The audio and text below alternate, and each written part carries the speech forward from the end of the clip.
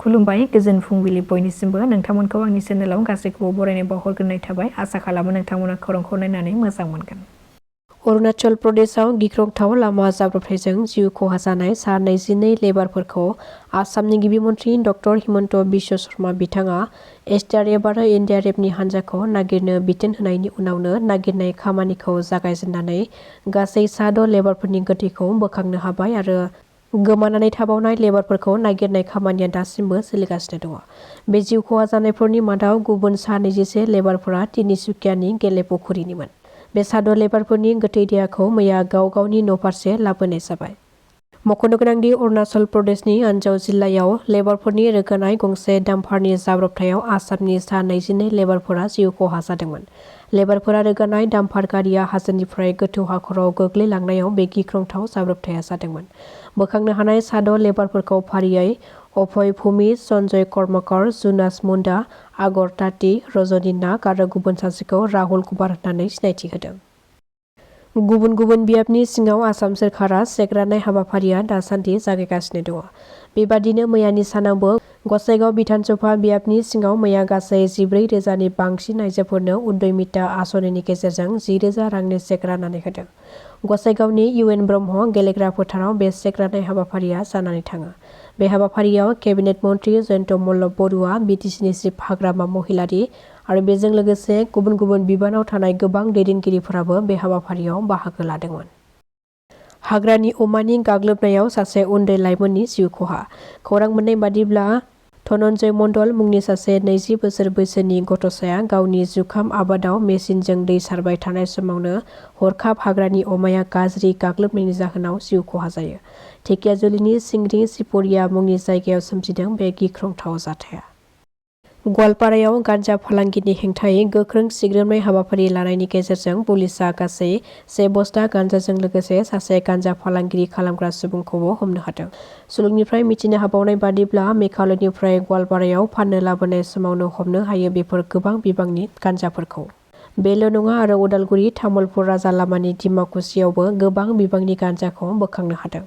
मोनसे स्रोद सुलुंनि गेजेरजों संदाननानै सिग्रोमनायाव उदालगुरि तामुलपुर राजा लामा डिमाकुसि साहा बागाननि निउ लाइनआव गान्जा फालांगिरिफोरा हाखु दाखु गारिखौ गारनानै खारखोमालाङो।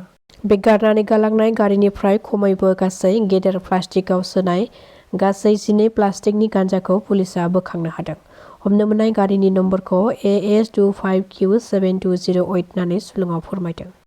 पाकिस्तानी सुबुंफोरजों स्रोदै सोमोन्दो थानाय सुबुंफोरखौ खादों पुलिसआ। हमजानाय सुबुंफोरखौ अरुणाचल तेजपुरनिफ्राय गासै सा 4खौ हमदों आरो अरुणाचल इटानगर आरो आलरनिफ्राय सा 3 पाकिस्ताननो स्रोदै खौरां हरग्राफोरखौ हमनो हादों। हमजानाय सुबुंफोरखौ फारियै हिलाल आहमेद, नाजिर आहमेद, कुलेन्द्र शर्मा होननानै सिनायथि होदों। गावखौनो सासे NHMनि सोद्रोमा होननानै सिनायथि होनानै गोबां सुबुंफोरखौ साख्रि होगोन होननानै रां थगायनानै लुथिदोंमोन सत्यम तालुकदार मुंनि सासे दुथां सुबुङा।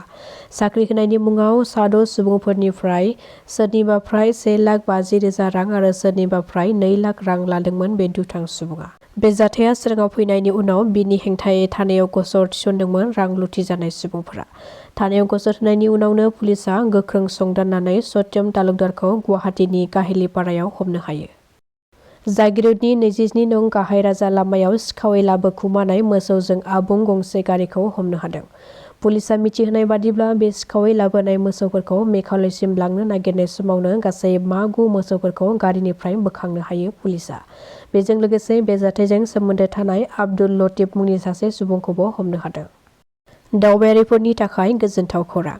दासान्दि बोसोर गोजामा जोबनो थांगासिनो दङ आरो बोसोर गोदाना फैगासिनो दङ।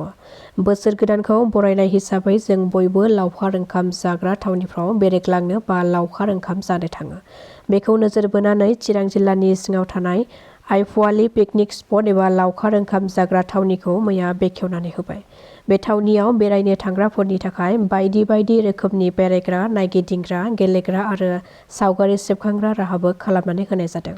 जायफोर बिथांमोना बेरायनो थाखाय मोजां मोनो बिथांमोना बे थावनियाव थांनानै गाव गावनि गोजोननायखौ लानो हागोन। मैयानि बे पिकनिक स्पट बेखेवनाय हाबाफारियाव बिटिसिनि EM पानिराम ब्रह्म बिथाङाबो बाहागो लाफादों।